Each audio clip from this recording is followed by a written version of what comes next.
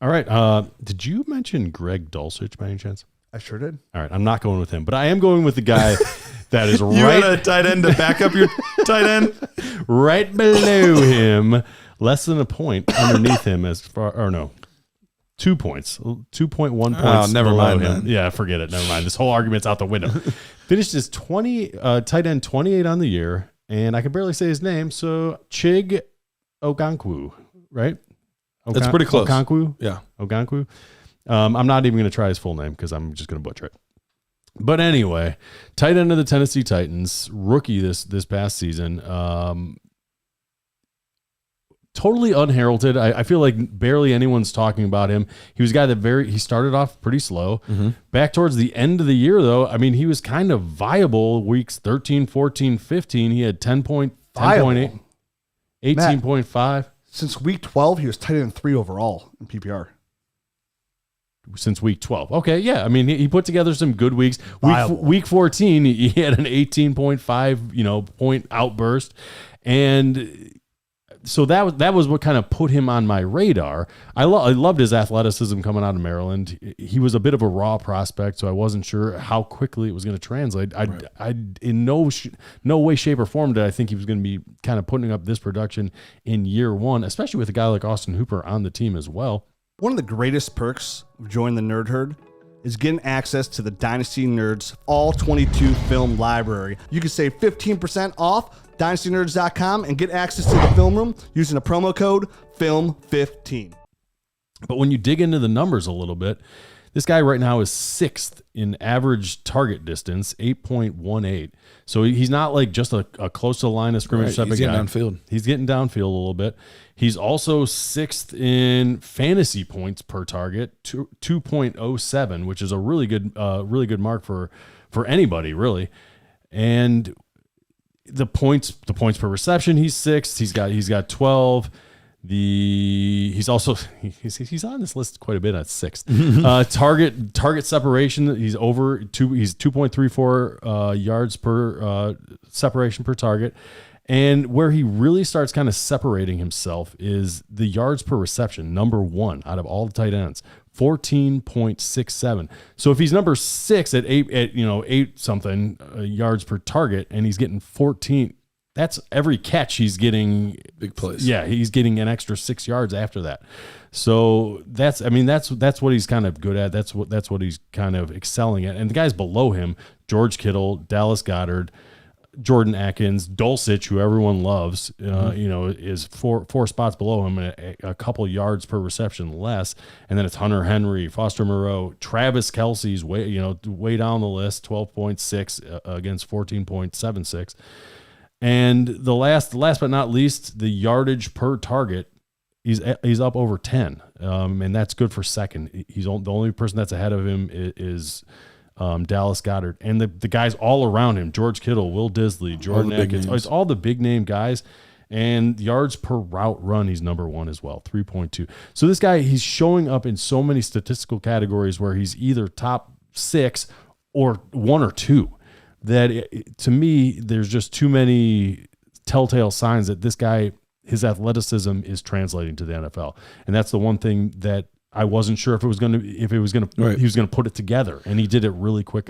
Year one, not a lot of people are talking about him. That's why I think now is the time. We see a lot of athletic freaks go at tight end, and it just doesn't always translate. It doesn't always pan out. Right. So, it was kind of easy to just, we'll see. He was drafted late, but no, he's put it together. He's shown that he can make legitimate plays at a position where we're begging to have players that are making plays. There's so few of them. So if you give me a player that even if it doesn't pan out, and you tell me, Garrett, you're going to have to trade a late second round pick right now for a guy that has the ability to be a number 1 tight end, but might not be, that's fine. Like, I will absolutely take that chance. I did that a couple of years ago with Juwan Johnson, and it was like within his first 2 games of just seeing him score touchdowns and look dominant in the red zone, I sent a second round draft pick to him, and I'm sure people in the league thought I was insane, and I sat on him until this year, and it's starting to pan out now. You know what I mean? Like, he's starting to look like a guy that is going to be very viable week in and week out.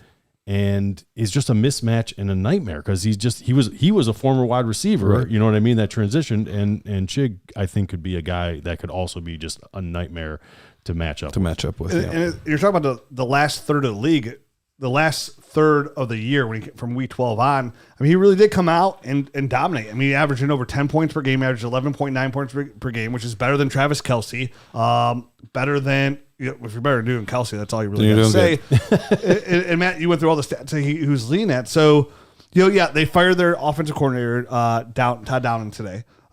We don't know for sure if Ryan Tannehill is going to be the quarterback in 2023, but this is a long-term play. Yep. So, and I love it. And does it cost you a second? Probably not. No, I don't think you would have to give that. I don't think you would have to. I think he's in the third or maybe 2/3. Easy third round buy for me for your upside. And like you said, if you have to stash him for 2 more years, that's fine. If it flames out, so what as well. But this is kind of the upside player that you are going to go for. Again, opportunity. You're talking about target share. I know Treylon Burks and all those guys were hurt, at the end of the year too. But I mean, you're talking about the last couple of games. Like he tied for the lead in target share. You're seeing almost 18% in target share for his team. And you were talking earlier, as you know, I can't remember who it was. You said put him in as a throw-in. I think he's a perfect throw-in. Mm-hmm. He's a perfect cherry on top type of guy where the person who has him will be like, I'll give him up because who knows what he'll be. Yeah. And then you end up with this guy on your roster and he kind of sits there and you can foster him on your roster. It's a part of strategy in Dynasty that you have to, it's a game you have to play, right? When there's a number one target that you want, they have to go make a trade and try and you're offering a player for a player that you're giving up more value, and you let the player know that, and you need us a little bit more on top. Hey, how about you give up this player? But the whole plan was just to get that player, and that's where Chig comes into, I think. Or, again, any player we're probably talking about here, Jerome Ford could fall in that category. Obviously, Chig offers way more upside than Jerome Ford, but I love the buy. I love the statistics. I love the upside. Again, target share. We're talking about a team. Will Robert Woods be on the Tennessee Titans in 2023? I don't know. Who knows? Probably doesn't matter. Yeah. Exactly. So you have Treylon Burks. I think Austin Hooper might be the guy that you have to really worry about. Hooper was a guy that had just because he's going to be on the field. He had I think 50. No, not. I can't find. Oh, the target share, the snap share. He was at over 50%, 52.7, and Chig was down at 36. So if that could flip.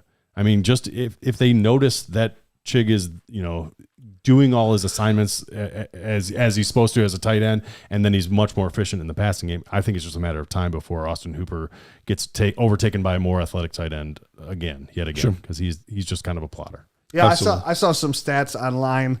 I think it was courtesy of actually Draft Sharks that had him at over the last 3 games. It was like a 45.7% route participation.